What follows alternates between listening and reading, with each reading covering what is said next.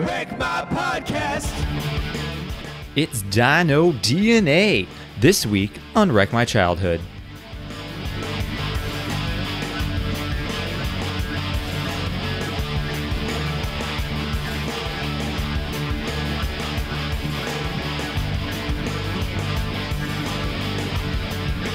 Wreck My Podcast. Welcome to Wreck My Podcast, where this week we're doing a movie we should have probably done by now. I don't know what's taking us so long to get here, but we're doing Jurassic Park. I think we're going to do all the Jurassic Park movies, but we're starting with the OG right now. The OG JP over here. The OG. So I'm here with my co-host this week. He'll hold on to his butts. It's Kreger. That was a total Mandela effect. I was all like, I could have sworn that they say that in the helicopter. No, you mean like when they're leaving? No, when they're landing, when it's bumpy and they're landing. Mandela effect in my mind. I was all like, when is he going to say, hold on to your butts? And then Sam Jackson says it later. I'm like, oh my gosh, Mandela effect. Wait, Sam Jackson wasn't even in the helicopter. No, he says it later, but through like just Mandela effect, I always thought that he said it as the bumpy helicopter lane's like, hold on to your butts. Wait, I don't think you can call that the Mandela effect if only you were thinking that. I think a majority of people have to think what you're thinking. I feel like other people think that as well. Do they? I don't. Write in, people. Write in all three of you. Yeah, write in our friends at other podcasts.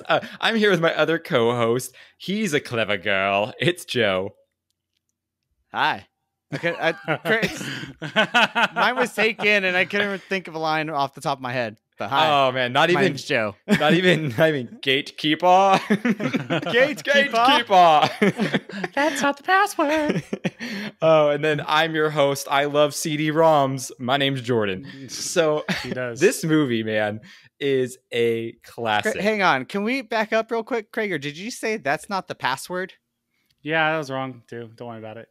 Did you watch this movie? Yes, I watched the movie, and as soon as I said it, I'm all like, that's not the magic word, but, you know, I was hoping it would just slip on by. I was hoping you guys just please. I hate this hacker crap. All right, so let's, for those of you who don't know what Jurassic Park is, are there people out there that don't know what Jurassic Park is? Probably. Kids? Like no, babies? I feel like one of the prerequisites of being a human being on this planet is that you have seen Jurassic Park. I'd be shocked to find someone that hasn't seen it. Me too. I'd be shocked to find someone under 10 years old who hasn't seen it. Yeah. Because even teenagers, I'm sure, have seen it. Oh, totally. Even Gen Z probably likes this movie. They don't like anything. What helps it is the Jurassic Worlds are pretty relevant. So kind of helps. That's true. Yeah, and that's true. And they have a ride and everything. And to me, like, you know it's a big property when they sell the logo at Target. Like, that's when you know it's a big property. I rode the ride for the first time, I think, last month or the month before. So. Oh, I've never ridden the ride. Wow. Are you? Yeah, I've never missing much, really. Yeah, I've never been to Universal Studios in Hollywood, which is so weird that I live there. I mean, I only went for the first time like 2 or 3 years ago, and I was just to Horror Nights. I went for the first time to the theme park like a month or two ago. Yeah, I definitely need to go to the theme park. I'm a little bummed that I'm never going to get to experience the old Jurassic Park ride, the Back to the Future ride, the E.T. ride, like all the classics. The Back to the Future one hurts me the most. Yeah, you guys missed out on a lot. Yeah, I've been going there for a while, and yeah, those are the highlights for sure. Yeah, I get to go do what? Despicable Me. Yeah. Well, they're gonna have the Mario part. Yeah, the Mario part and like the Harry Potter world looks pretty dang cool. So I want to go do that. Harry Potter world is cool, but you need to bring a flask because butterbeer is like $7 or $8 and it's delicious. And you can get a shot in your butterbeer, but that jumps it up to about $24. And I'm sorry, a shot is not worth $16. A shot of Jameson. It makes it taste a lot like so much more better. I feel like I'm at a point in my life at 33 years old now where I can afford to drop $16 extra one day of my life. I'm bringing a plastic flask next time I go. Yeah, there you go. If you're listening, big Universal, why plastic? Why does it have to be plastic? Metal detectors, dum-dum. They have metal detectors at the place? I don't think so. Disneyland didn't have metal detectors the last time I went there. And I'm pretty sure Universal doesn't either. Classic Flash is safer. Magic Mountain probably has metal detectors. I'll give them that. They have had metal detectors. They needed metal detectors. Anyway. Yes, they do. They do have metal detectors at Universal now. Oh, wow. Oh, you know what? Yeah, ghetto. You're right. That's real ghetto over there in Studio City. Not really. Like I know. It's true. It eventually, if we're doing it in like airports and stuff, I get it. But arenas, most places have it. Target. That's true. You can't go into a stadium without a metal detector. Yeah. That's true. When I went to the Dallas Cowboys game, but I was just thinking, I'm going to an FC Dallas soccer game this weekend, and I'm trying to remember if last time I was there, if there was metal detectors or not. Where's your loyalty to LAFC? Dude, I love LAFC, but I'm out here. I have to see a game. I got to go out here. Gotcha. To be honest, LAFC stadium is like blows every soccer stadium out of the water. It's crazy. I really want to go to one of those games. Yeah, man. All right, and they have a great restaurant there. So before we jump in, I have two things I want to talk about. People, it's funny because normally we get off topic only on movies we don't like. That's why I'm doing it before we actually get into it. Okay. So first thing, my fiance, we finally moved her into her townhome she bought this past weekend. So that was fun. She's now officially moved in. Very nice. Exciting stuff for you guys and me. Bud Light Seltzer Hard Soda. Ooh, that's a lot of words that sound like that is a lot of words. So the variety pack comes What's with the orange difference soda. between seltzer and soda? It tastes like a soda. So they have orange soda, like Sprite style soda, regular, they call it classic, which I'm assuming is like Coke, and then they have cherry, which is like a cherry Coke. I've tried the cherry Coke one, and it tastes like a cherry Coke. That's 5. You don't really taste the 5% alcohol. It's dangerous. And how much sugar is in this? Probably like 30 grams. Zero sugar. How do they? Okay, but how much aspartame is in it? Probably all of it. Yes. Right? They got to be doing something. Well, hold on. Ingredients: water, cold fermented cane sugar. So I don't know how it's zero sugar when one ingredient is cold fermented cane sugar. Natural flavors: citric acid, sodium citrate, sucralose. There's the sugar. Ace Flame, K, Yellow Number 6, Gum Arabic, Ester Gum, and malted rice. You know how I think the cane sugar might have been put in during the wort process, and that's what gives it the alcohol. So maybe it evaporated the sugar content and fermented into alcohol, possibly. That's interesting. How does it taste? Which one are you drinking again? The cherry Coke one? No, this one is the orange soda. Orange soda. Okay. What does Kel think? The cherry Coke one was very good. This tastes like a fucking Fanta, man. Ooh. Yeah. Don't you want to? Oh, don't you want like seriously? The first thing I thought of, like, I wish we had these in our 20s so we could do freaking cherry Coke hard soda with whiskey. It was only a matter of time. A whiskey Coke, but the Coke is alcoholic. Like that would have been amazing. Yeah, I actually kind of want to try these. It was only a matter of time because remember the hard every root Walgreens beers, I've been into, they're there. So the hard root beers were like such a big thing, like 8 years ago. So it makes sense that they're kind of bringing the hard sodas back. But I'm telling you, it just tastes like a soda, but it's 5% alcohol. Okay, before we get into Jurassic Park, now that we're 10 minutes into the episode, how about another product review? So Krager told me at Pocock that he was given something as a gift that he was going to tell me how it was, but I have yet to hear from him. Now, for any of you who may have, Krager, do you want to introduce this? Sure. So, you ever seen those like ads on like social media or like Facebook that's like the earwax thing? It's like a little screw that you like screw into your ear. You're supposed to pull out. So my mom, I'd always wanted one. I'm like, never going to buy one. Randomly, my mom just bought a bunch and gave me one. So I was like, all right, cool. I tried it. My earwax levels have been like at an all-time low. So far, it's not doing anything because nothing's coming out. But like that's because like I shower and use Q-tips every day. So my ears are pretty waxless. So are you supposed to use Q-tips? I thought that was absolutely not supposed to. You're not supposed to, but I use it, but I use them. No, I use the Q-tips to dry out my ears. Okay. Does that make it better? I think so. You know what? I would want to try this product. I mean, if I ever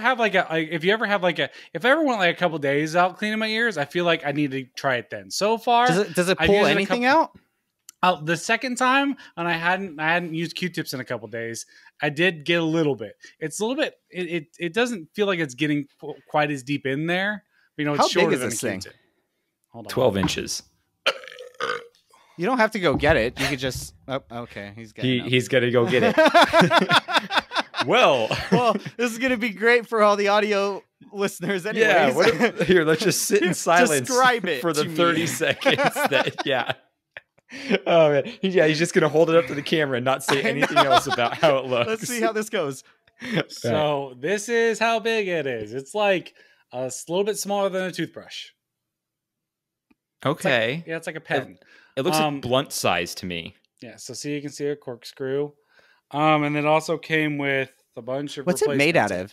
Is it hard or is it like bendy? Oh, I always thought those things, I thought they were like stiff. I didn't realize they were flexible. No. Yeah. So. let's on-air earwax. Oh, wow. Here we go.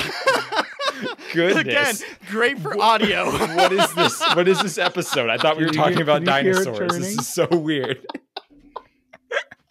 Yeah, you can blame Joe for that one. Oh my gosh. Yeah, so nothing's really coming out because it's hard to tell if it's actually going fully in. But yeah, nothing came out, and that's because I just showered last night and used Q-tips right after. So well, it's a good thing you have clean ears because you got a dirty butthole. Okay, so let's talk about Jurassic Park. Let's do Jordan. That was something else there. That was a weird tangent, but okay. You asked for it, Joe. Yeah. Let's do Jordan explains the movie real quick here on Jurassic Park. Oh yes, it's time for Jordan to explain the movie quickly. After an old white man finds a frozen mosquito, he decides to use his money and privilege to arbitrarily create monsters to terrorize children and doctors. And we all learn a really important lesson. Melting ice cream is a tragedy. So that's Jurassic Park for you. So here's my question. JP.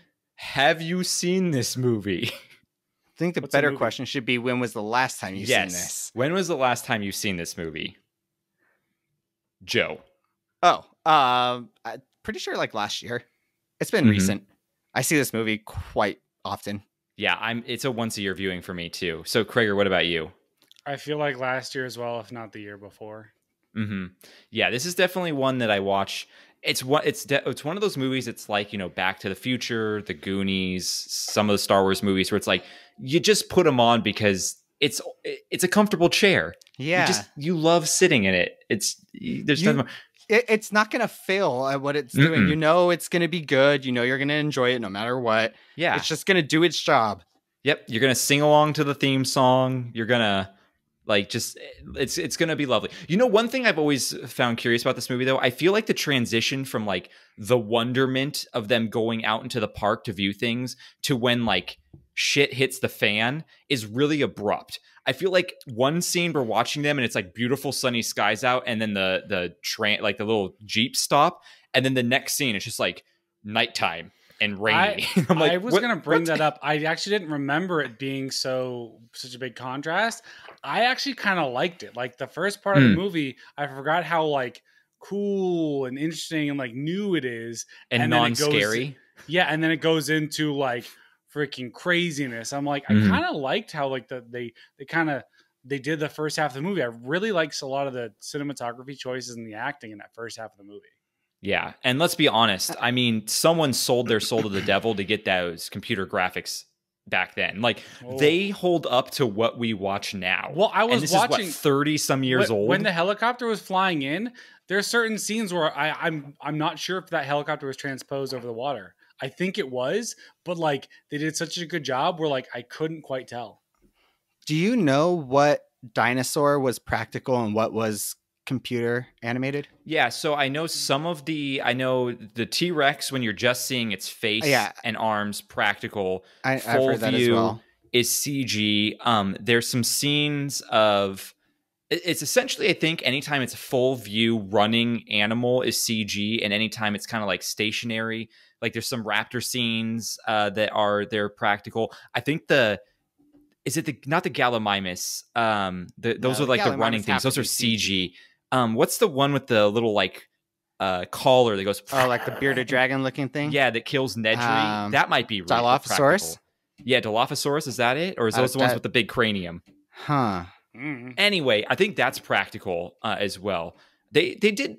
I'd say 50-50. I'd say 50-50 in this movie. I mean, you could go watch the movies that made this episode, and they explain it a lot better than we're going to. But don't do that till after you listen to us. I would love to watch the actual special features of this on how they made it. That'd be cool. That's something I would find very enjoyable. It is shocking because Stan Winston, when he saw the CG, Stan Winston's company thought... That's exactly what I thought, Gregor. What did he say? Stan Mush. Oh my gosh.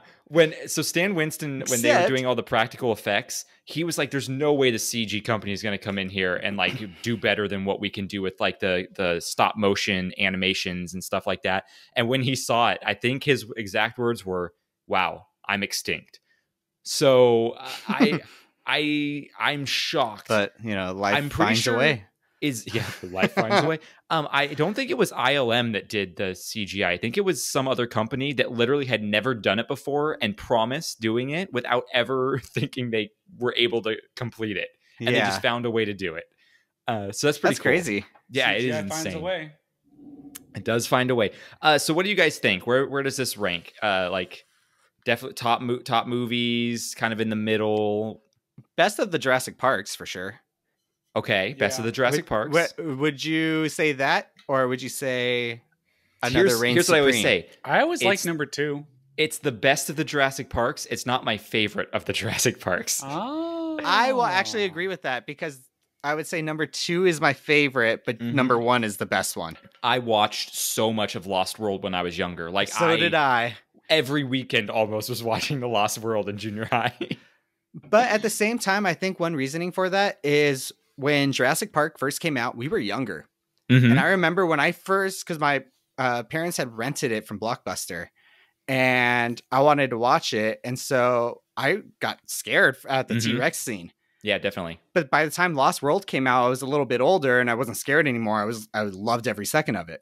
Mm-hmm. Well, two stories with you, Joe, about Jurassic Park here is me and you, Joe, were 4 years old when this movie came out. So we definitely didn't see it in theaters. I think, Craig, you were like 2 or 1 when this movie came out. So what year did it come out?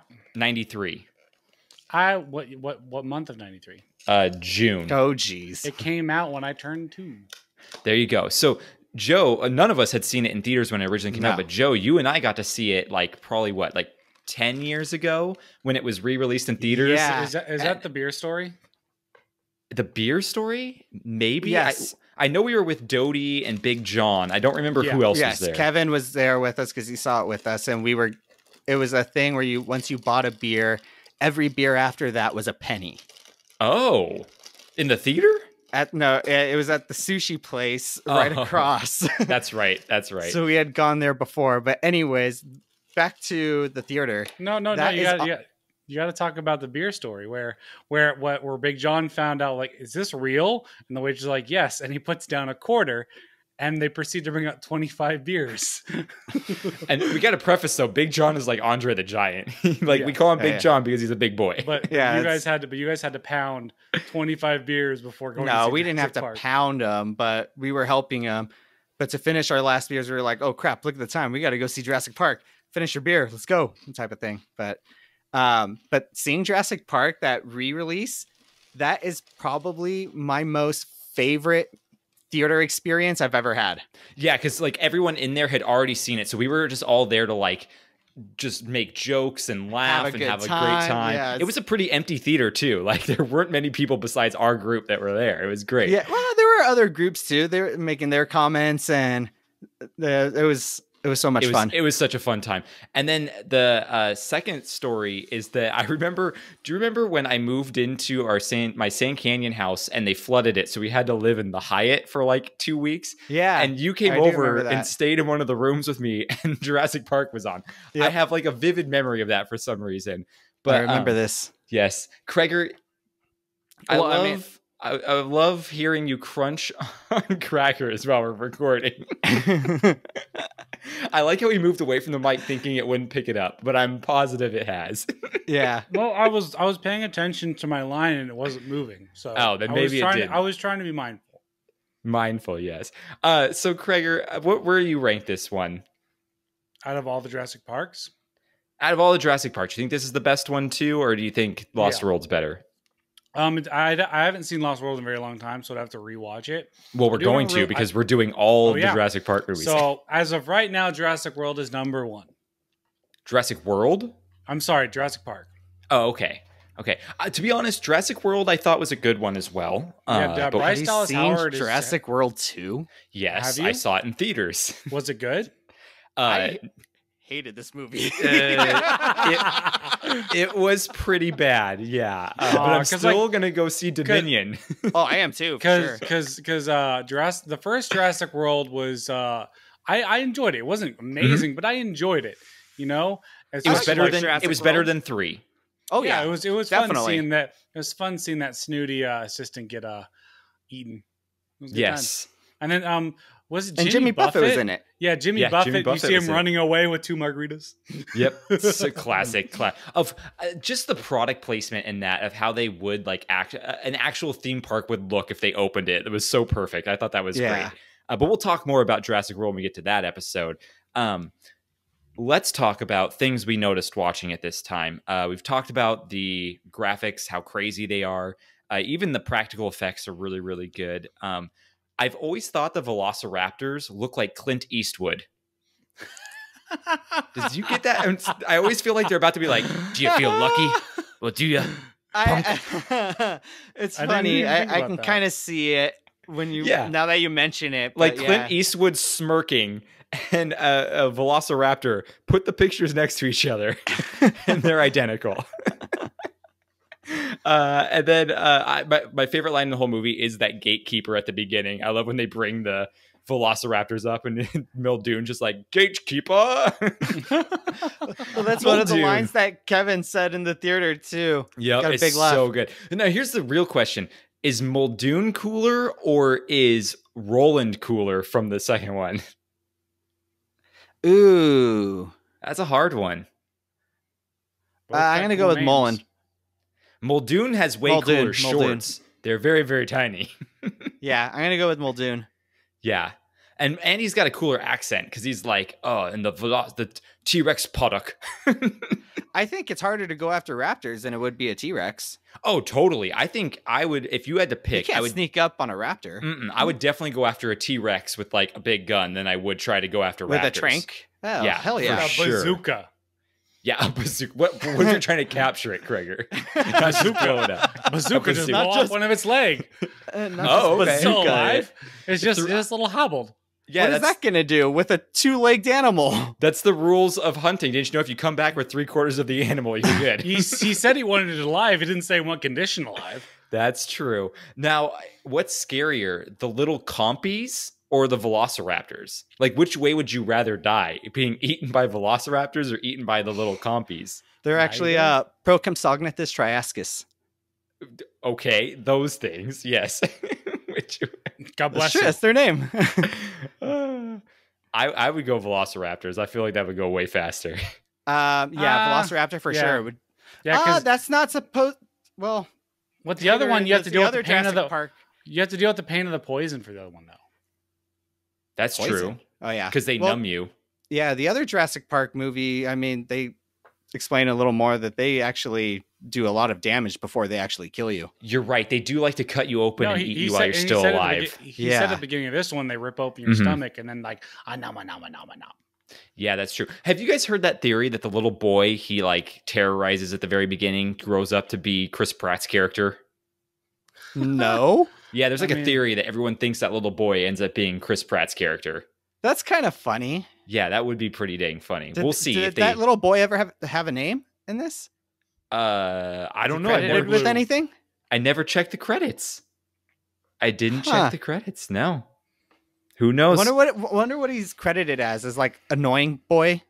Probably, boy, scared little boy. Okay, so jerk. little jerk. Another thing in this movie I noticed is that it's classic 90s representation of hacking and the fact that movies thought just kids could do it back then. Oh, I know. It's especially with how basic and simple they made it look. Yeah. Well, apparently that system she uses with all like the weird 3D models, like, and everything is a real system that was invented. It never caught on. I wonder why. But like, it was an actual system that was invented. So easy, kids can computers. hack it.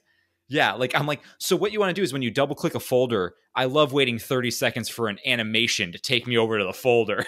Right? Jeez. Who doesn't want that, right? Yeah, I didn't really notice much else watching like in the movie, like thinking about the movie because like it's so good. I don't know, there wasn't much to pick apart. The biggest thing about this movie, for myself anyways, that doesn't make sense to me. Where does the cliff come from that the Jurassic Park Jeep goes over? Agreed, because that's supposed... 1 second we're looking goat out... came up from it? Yes, we're looking out 1 second and it's a flat ground. And then the next second it's just like... T-Rex is standing on it. He takes one step over the gate and is now on their side. Where the hell does that cliff come? I've never understood that either. Wow, that's terrible. Yeah. Also, what shoddy can... Well, what's funny is like you bring it up now. Like I remember watching it, like, and I was all like, but I was kind of like half falling asleep, and I was all like, "That's doesn't. Whatever. Okay." So that little boy is credited as volunteer boy. Okay. So doesn't have a name. It could be. It could be Chris Pratt. Chris Pratt's very philanthropic. He could be a volunteer boy. Well, maybe this changed him around. He had his spark. Yeah. No, but I agree with you, Joe. That part is really, really weird. I've always thought the same thing, and I've always just imagined that maybe it's the other side. Like when we see the goat and the T-Rex, maybe we're looking at it from the camera angle, and maybe the ledge is where we're looking at from that camera angle on the other side, like past the fourth wall. So then we're looking at it from the other side, maybe. That's the only way I've ever been able to justify that to myself. The other thing that has never... Go ahead. Or the other thing that never really felt right to me was when she's in the kitchen and she's like in the oven or something, and you can see like her reflection on the other stainless steel. The reflections never really added up to me. No, yeah, that definitely was more for a visual gag than anything, but like it always kind of bugged me. Yeah, it wouldn't really look good. I always had a problem with the shoddy construction of the restrooms along the tour. I'm like, the thing just falls apart on the lawyer and he gets eaten because of it. Like, you got to build these restrooms to withstand at least a little bit of wind. Come on. Yeah, seriously. It's like it's made of straw. That's not a good bathroom. Didn't you learn anything from the Three Little Pigs? Exactly. Come on, throw some brick in there. It's going to be fine. I thought you spared no expense. Yeah. God, you couldn't have said that one more time, right? Oh, I love it. It's great. Yeah, so was there anything else you guys noticed? Gregor, I cut you off earlier. The one thing I was going to say is like the only thing I can kind of see with like the ledge thing is like where we're looking was to the right, and that's where it was higher ground, and then to the left was the ledge. That's the only thing I can think of. Yeah, you know, in that scene as well with the glass, when the T-Rex like comes down to get him and then the glass like breaks down onto the kids, that wasn't supposed to happen. It wasn't? No, like the glass, at least when I was reading, I never know sometimes how like factual some of these trivia things are that I'm reading. Yeah. But one of the like known facts about it is that, yeah, like the T-Rex was supposed to just like be like hit the glass and that was it, but it popped the glass out. And the kids like reacted to hold it up and were like freaking out. And that it was a like legitimate reaction. So that T-Rex was practical? Oh yeah, that T-Rex was practical. And that thing, they had so much trouble with that thing because of like the rain. Oh, the rain and if everything. If they would have just wet. made the decision not to have it be raining. Well, that's an issue that they've always had with the Jurassic Park ride. It would always close down because they would have trouble with the animatronics with the water. Wow, that's like a level of... like true to the show. They didn't have to do it, but they were like, no, we're gonna make it break down every time that it rains. That's pretty funny. The only issue I have with your theory, Krager, is when the kid's Jeep, I mean, it doesn't really slide much, right? It flips over and it spins, but it doesn't slide over. And when it's... Well, that's because they're farther to the left. Yeah, but when it's stationary, they're the ones that are in perfect parallel view with the goat. Remember the goat even falls on... plausible. The leg falls on their their Jeep, and they see the dangling chain. You may be right. Yeah, I feel like that was just one of those things that we're going to blame George Lucas, because apparently George Lucas took over post-production for Steven Spielberg so that he could go do Schindler's List. So we're going to blame George Lucas on that one. Can we blame Schindler's List? I don't think we could without it being a hate crime. Next week on Wreck My Podcast, Schindler's List. God, I'm never watching that movie again. It's so sad. I've actually never seen it. Oh, it's sad. What? It's hard to watch. There's this Ricky Gervais joke where he rented it and thought it was a comedy at first. Oh, no. I just always think of the Seinfeld episode where Jerry was caught making out in Schindler's List. Oh, yeah. It's not a good look, Jerry. Not a good look. I like it got him all hot and heavy. Yeah. Have you guys watched Parks and Rec, where they have the dinosaur themed restaurant called Jurassic Fork, and then they have a sister restaurant that actually goes defunct called Schindler's Lunch, and they're like, I don't know why Schindler's Lunch didn't really pan out. I don't think I've seen that episode, but I've heard of that. I do remember that, actually. So funny. So let's talk about this movie a little bit here. June 11th, 1993, it came out. It had a $63 million budget, and it grossed $404 million. Damn. Yeah, that's a lot of Benjamins. They really didn't need to spend no expense after that. Okay, over there. It was mostly filmed in Kauai. And what's you can the actually... kid's name from? I got to overlook where they filmed the helicopter scenes, and I was there last year. Nice. That's pretty fun. Yeah. I've been wanting to go to Kauai for all the Jurassic Park scenes. I was in Kauai. It's very beautiful. I was in Kauai in 2019, 2018, maybe. The 20s. Yeah, somewhere around there. Pre-COVID, PC. I wanted to bring up here since I'll point out my stupidity. I wrote Kauai, Kawaii for some reason, which is not correct at all. And I should know the Y to a K. I should know that Kauai is not spelled that way. But whatever.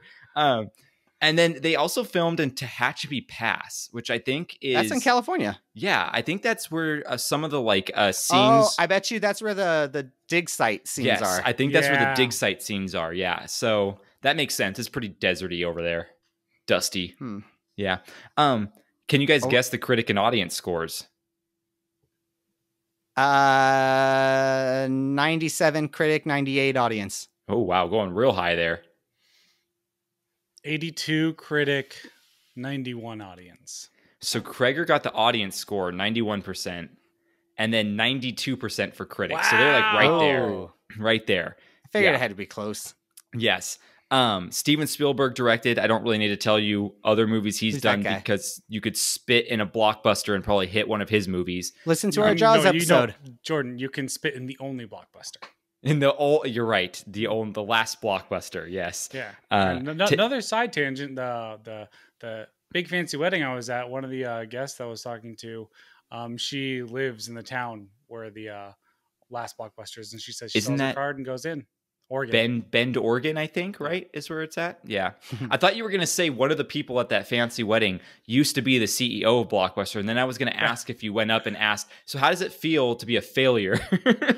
Wow, I wouldn't call it that being a failure. That franchise was around for decades. No, I would call that being a failure, because when Netflix came out, they said, hey, we'll sell you our thing to Blockbuster, and Blockbuster said, you'll never make it. That is a fail right there. That's a major fail right there. Blockbuster failed because they didn't have the capital to handle or to withstand the 2008 crisis. That's true too. You're right. I wouldn't be... call me out, Krager, that I wouldn't actually say that to any Yeah, person well, like ever. Jordan, you are like the second most passive person I know. Yeah, no, I would never say that. So this movie is based off of Michael Crichton's book, which actually they started filming this movie before the book even came out, which is just crazy. Really? Yeah, it's just insane that like they knew the book was going to be such a big seller that before it was even technically published, they read it and were like, yeah, we need to make this into a movie right this second. I wonder who approached too. If Spielberg approached them like saying, hey, I want to make a movie, or if they approached him saying like, dude, you need to make a movie of this. Now, I don't know for certain, but in those exact words. Yeah, dude, you need to make a movie of this. I'm going to say dude, Michael Crichton. It's got you written all over it, man. I'm going to say Michael Crichton is the one who approached that was my them. Shit. This is you.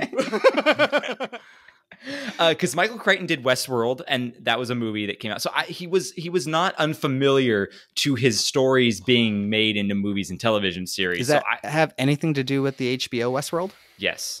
I gotta watch that. It's the dumbest thing you've ever seen. You haven't watched Westworld, Joe? Like the movie? No, I've seen the HBO show. Oh yeah, HBO show is. I can vouch for that. I haven't seen the movie either, but I hear that new season is going to be coming out soon for that. Yeah, I'm kind of over it. The last season bored. was pretty rough. Yeah, I got pretty bored. It was last better season. than the second season. No, Shane. They Nothing had beats Samurai the first World. season.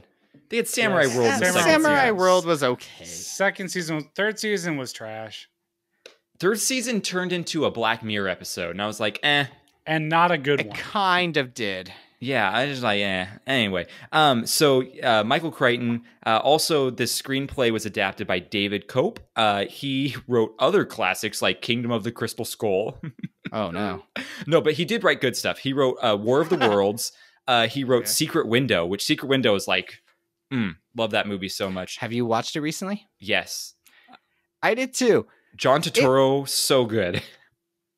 It actually held up better than I thought it was going to. Mm-hmm.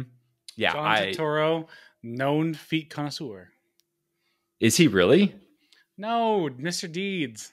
Oh, yeah. I forgot he was in that movie. I want to smell your feet.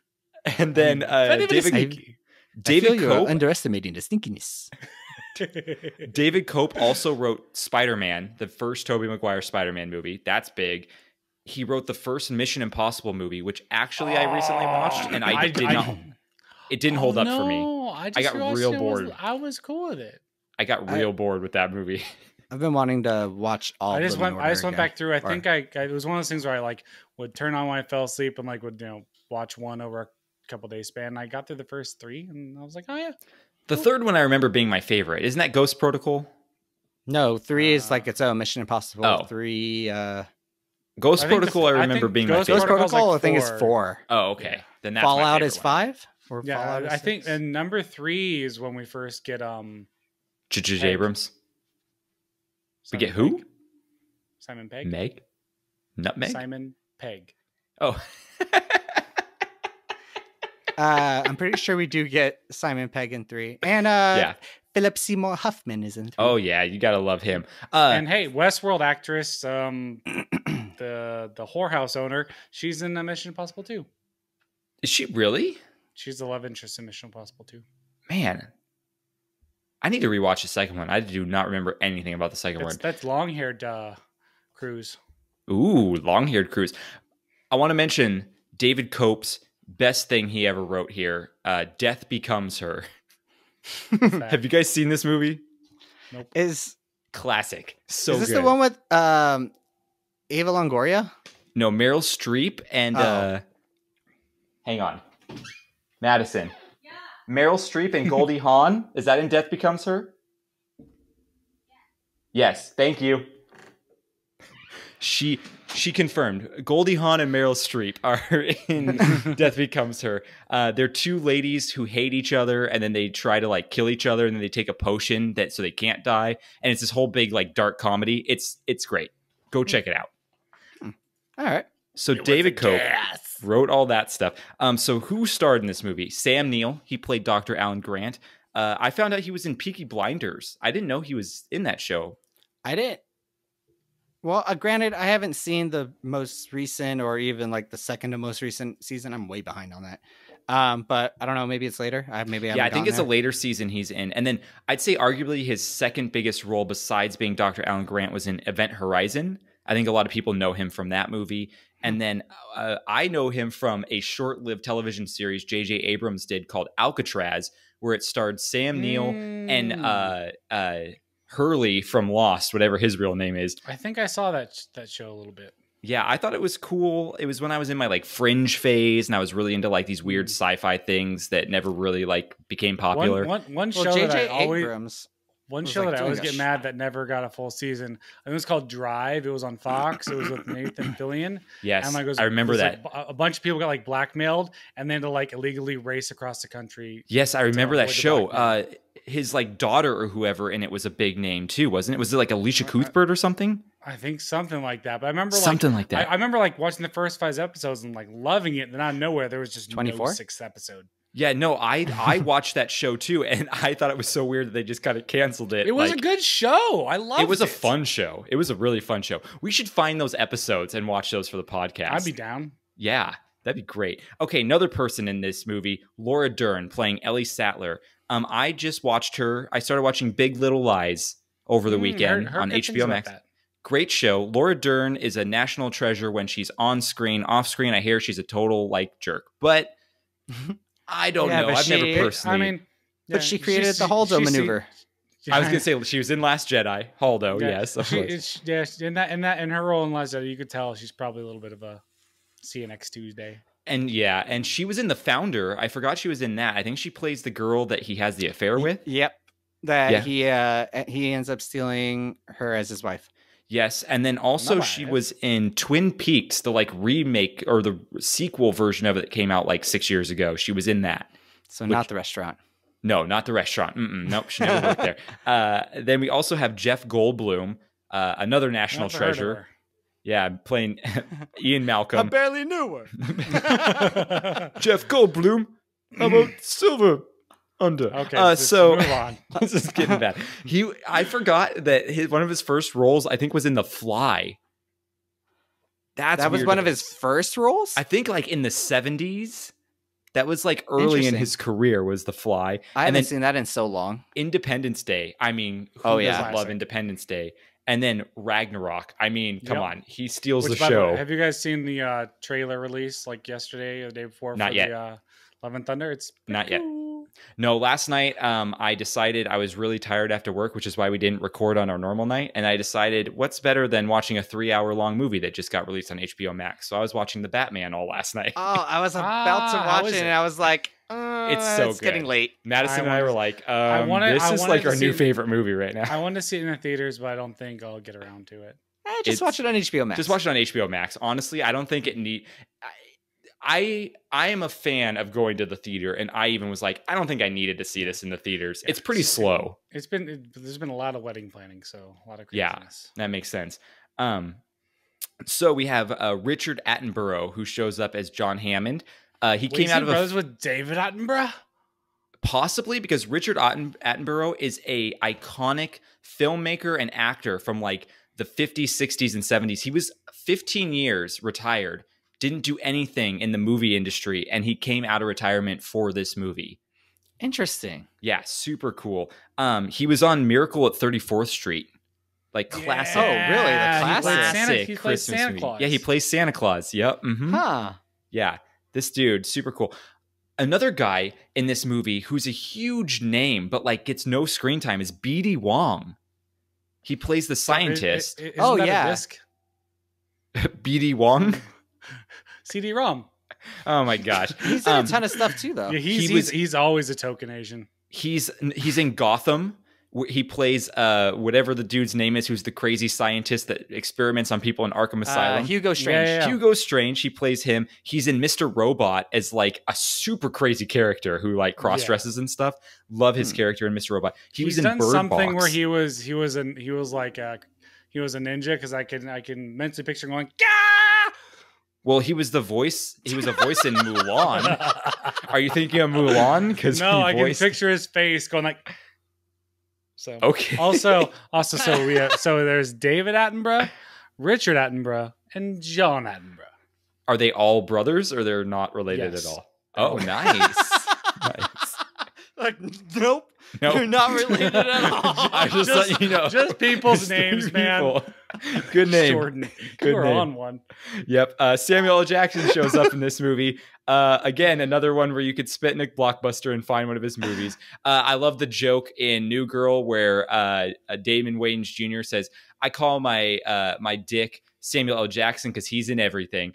So also we have Wayne Knight. Is Nedry, Wayne Knight, classic Seinfeld. He showed up in our podcast before in Space Jam, and one of my guilty pleasure, probably top 10 movies, Dirty Dancing. So Yeah, you love Dirty I've still Dancing. technically never seen that. movie. Oh my gosh, you got to watch it, man. I put it on at Pocock when we were closing one time, but wasn't watching it. No, you got to actually watch I've only this seen movie. parts. You guys got to actually sit down and watch this movie. It makes me so happy. So this movie was produced by Kathleen Kennedy. If you don't know who Kathleen Kennedy is, she pretty much was the person who spearheaded the whole new Star Wars stuff. And So she's whether single-handedly trying to ruin Star Wars. yeah, there's a little bit of Not a going little on bit. there. She's trash, and they're gonna fire her soon, so we're fine. Yeah, I don't think it was her fault, to be honest. She's doing a lot of bad things for the Star Wars universe. So Could be, but Sooner she's they done a lot fire of her, good the things for nerd culture before that. So let her. She might. Not everyone No, can win everything. Kathleen Kennedy, I don't know he's a human being. You may be a great person, but go away from Star Wars. We don't want you. Hey, To. man, I don't think I know this drama. Oh, Look it well, up. I mean, she was the head. She was the George Lucas of the new movies that came out of the the trilogy. Disney And era. she had like a 3-movie line that was supposed to be coming out like based around women characters, and that's getting like shut down hard now. Wait, is the Rogue or not No, Rogue? no. Red Wing or whatever. What the No, pilots? no, Yeah, no, the no, pilot no, one. No, it's different. Like it's a 3-movie saga that she was. Oh, okay. That's fine. I don't care about that one. I wanted the one that's Exactly. directed by, I think, the Gal Gadot director. Gal Gadot, that the one. Wonder That Woman one's gonna director. be amazing. That one looks amazing. Yeah, I can't wait for that. That sounds great because Rogue Squadron. That's what it's called. I Yep. have Yeah. the Rogue Squadron books from the Legacy series. It's like 9 books. That was like my favorite series besides the Admiral Thrawn series. But that used I loved Nerd. the he Rogue. reads. I know Rogue Squadron stuff was so good. Also, John Williams composed this movie. Shocker there. Love He did John a few Williams. things.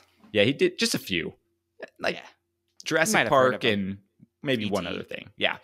All right, guys, let's do some fun facts. What is facts? Baby, they're fun. They're fun. Oh yeah. What is facts? Baby, they're fun. They're fun. Oh yeah. Fun The facts. Ooh. The Tyrannosaurus's roars were a combination of dog, penguin, tiger, alligator, and elephant sounds. Did they need to add the penguin? Do penguins make noise that's relevant enough to be added in this mix? I've actually heard. bet you- I've heard on one of those documentaries their sound. It's actually pretty cool. What does it Yeah, sound it could be like a. Hold on, I got it. Hold on, I got it right here.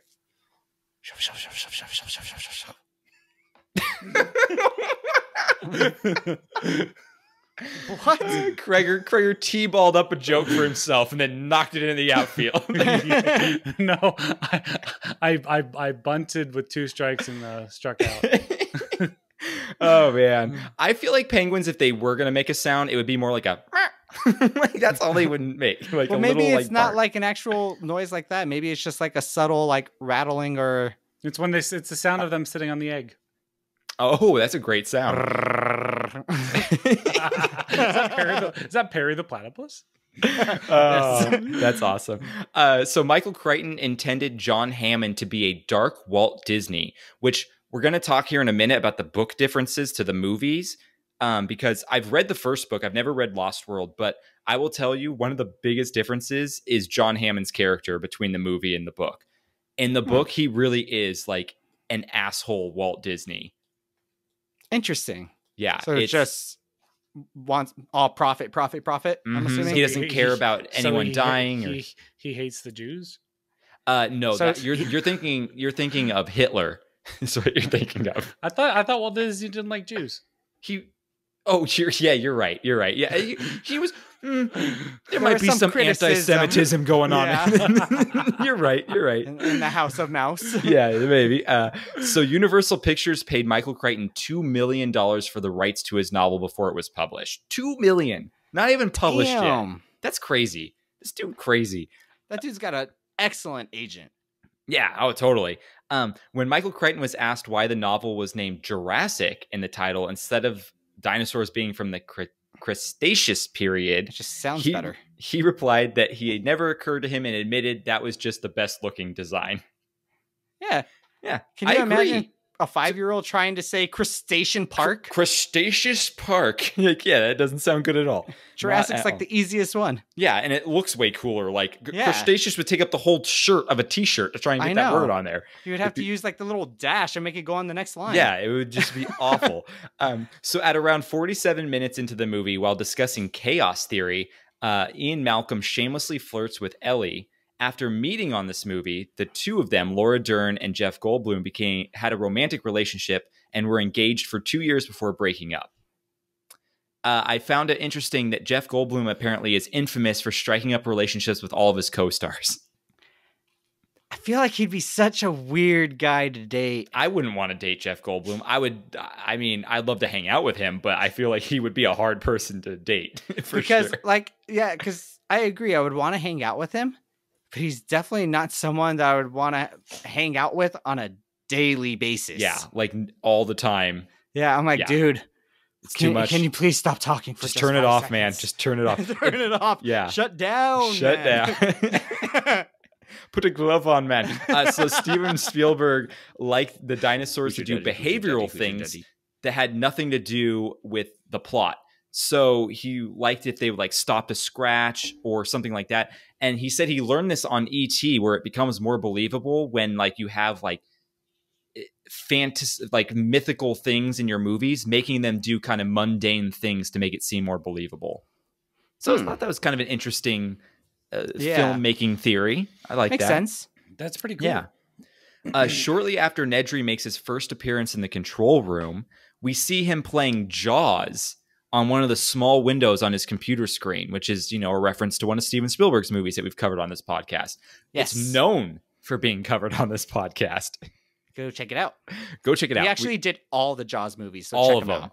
For good or for bad. Which For bad. I still say I love the third one so much. The SeaWorld one is so amazingly bad. Well, you'll have to find a way to actually watch it in 3D.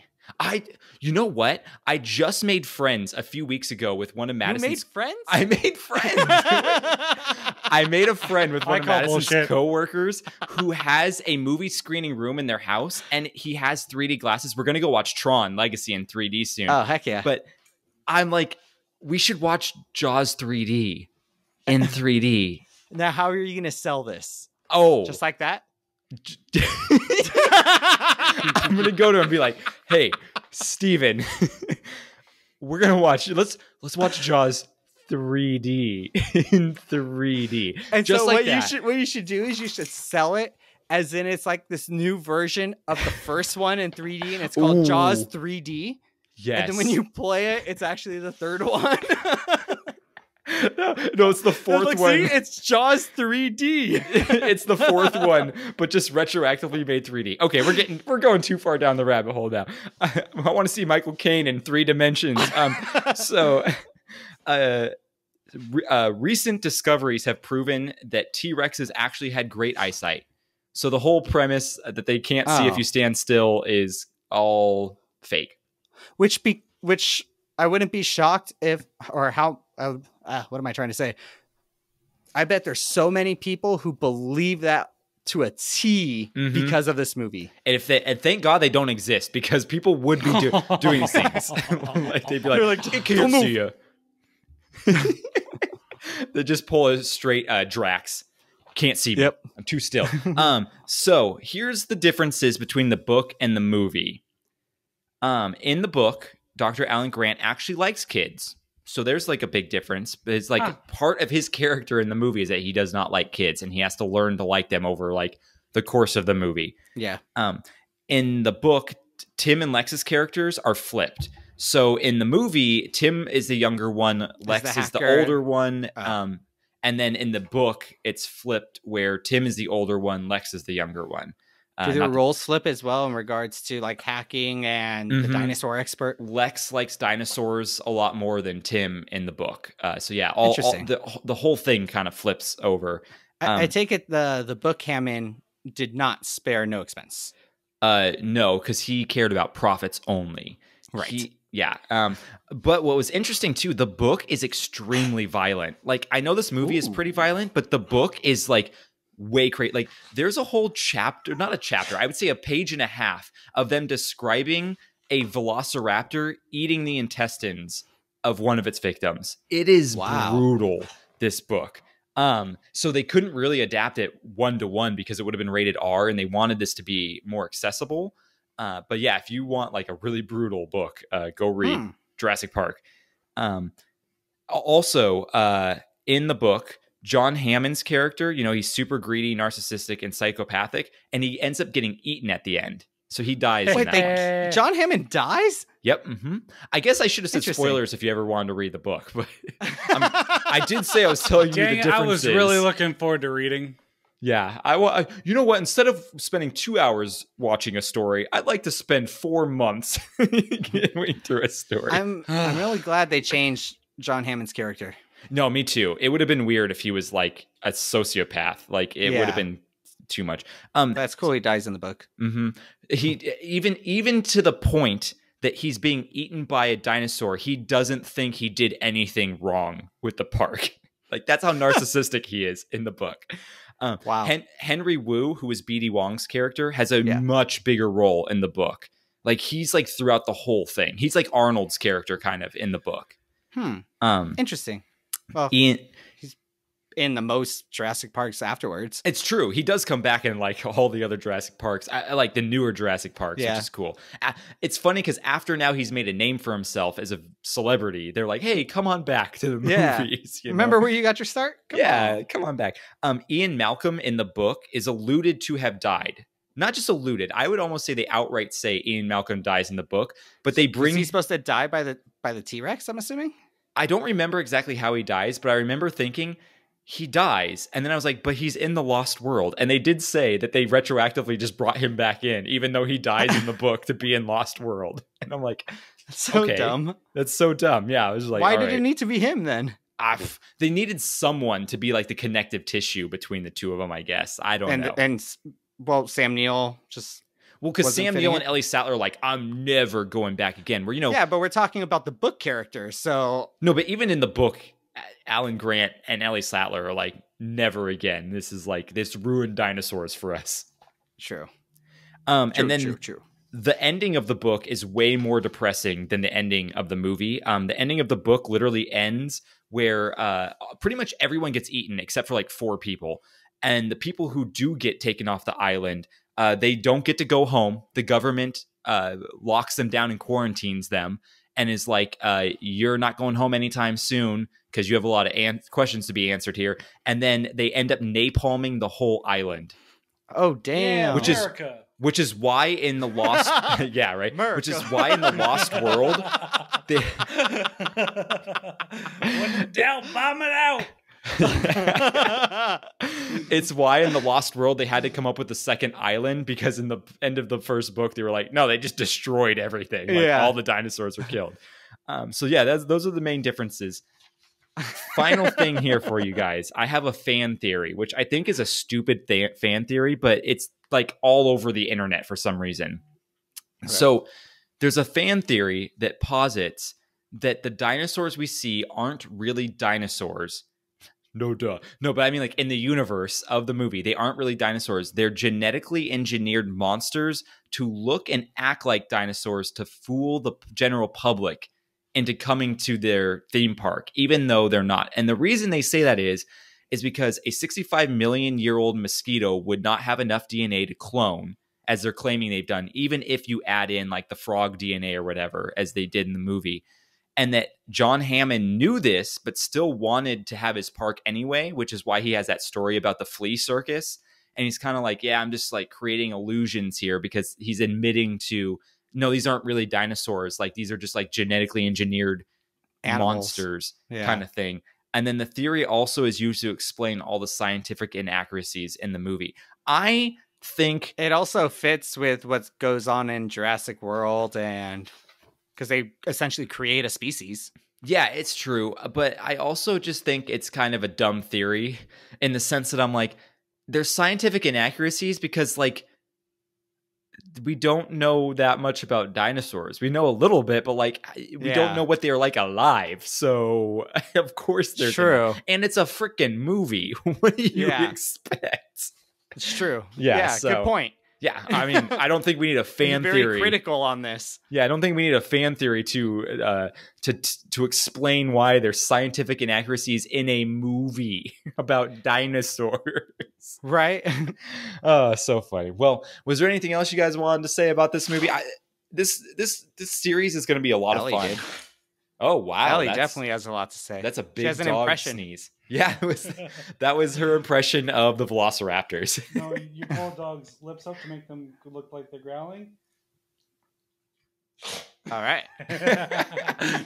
Well, was there what movie? Which ones are you looking forward to watching in this series? I'm which really ones are you stoked for number dreading? 2 now. I'm really stoked for number 2. I'm so stoked for Lost World. I also remember liking number 3 where they accidentally go back to the island. I will tell you, number 3 has way more of the horror element in it than any of the other ones. Especially in the birdcage. Oh, the birdcage is like my favorite Jurassic Park scene. Broderick's in number 2, right? No, that's Who? Godzilla. No, That's Godzilla. that's the first Godzilla. Vince 99. Vaughn is in the second in Lost World. Yes, he is. Nice. Yeah. No, the Velociraptors in number 3 are actually my favorite looking ones. Yes, but the whole thing about I don't know how I feel. We're gonna need to, once we rewatch it, I'll let you know how I feel about the whole thing of their like Feathers, how smart they are. Oh yeah, that part got a little crazy. Like he can talk to them with the bone of a raptor throat or something like that. I think. I don't know how true this is. I think I remember hearing at one point of like a script or something that was written of the Velociraptors eventually becoming so smart that they have like AK-47s and things like that. No, so what you were getting it kind of right. What it was I think it was the third movie that they were going to have trained the Velociraptors to be gun wielding, to use them as foot soldiers. Not that they're smart enough to do it, that they trained them. And wouldn't you know it, that's essentially what they did in the Jurassic World 2. Yeah. That's essentially what they did in Jurassic World 2. So it did come to fruition, Joe. You just didn't watch the movie where it happened yet. Velociraptors, but you're gonna watch it. That's not American. I don't know what is. Yeah, so funny. I am looking forward to the first Jurassic World. I did like that movie. Mm-hmm. Me too. You know what? I loved the marketing for that movie. Mm-hmm. Like if you went to JurassicWorld.com, it showed up like a hotel or resort website. Mm-hmm. It was so cool. Yeah, that's like Cloverfield level marketing right there.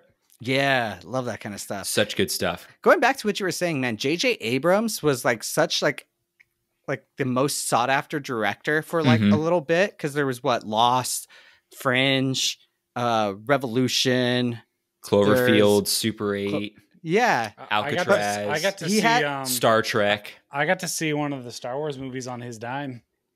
But then how did that happen? My mom's old company she used to work for was the accounting firm he used For Bad Robot. I think so. And so for that company Christmas party, they all went and saw one of the Star Wars movies at that's super cool. So I got to see one of the Star Wars on his dime. That's cool. What were you saying, Joe? Sorry. I was saying the only issue, at least TV series wise, is he'll come up with a show with a really cool idea, and then 2-3 seasons in, he's like, you know what? I'm gonna try something else. Yeah, and then moves on to the next project. He's a great like, wait a minute. Yeah, he's got a great idea, here. man. Yeah, he's a great idea, man. He doesn't have a follow through though at all. Idea man. We're still waiting for the end over here. All right. Doorman. Well, that was Jurassic Park, guys. That was fun. We're going to be moving to Lost World here pretty soon, and that's going to be awesome. I'm super stoked for that. But go check us out, wreckmypodcast.com. We have a Redbubble store. We have an Instagram. We have a YouTube. We have a Patreon. Patreon is a place. Drink? We got a vodka drink. Yes. Yes, we do. We do fun stuff over there on Patreon, I guess. I don't know. Have we done anything fun on Patreon in a while? But no, we really do appreciate our Patreon listeners. We do a raffle every month. I'm coming up with an idea that I'm not going to disclose yet, that I'm going to send to all of our patrons soon. So if you want to get in on that, go over and become a member there real soon. Also, if you don't want to spend any money on us, though, that's cool. Just giving us a rating or a review. Yeah, save your money. Times are hard right now. But give us a review. We love those things. They're great. I read them on the air, and I like that. So give us one of those. We like all right. Yeah, give us a quick follow on Instagram. Yeah, subscribe to our OnlyFans. Yeah, write us and let us know what you want us to cover, and we'll probably do it because we'll cover you. All right, on that note, we'll see y'all next week. Good night, everybody. Bye. Wreck My Podcast.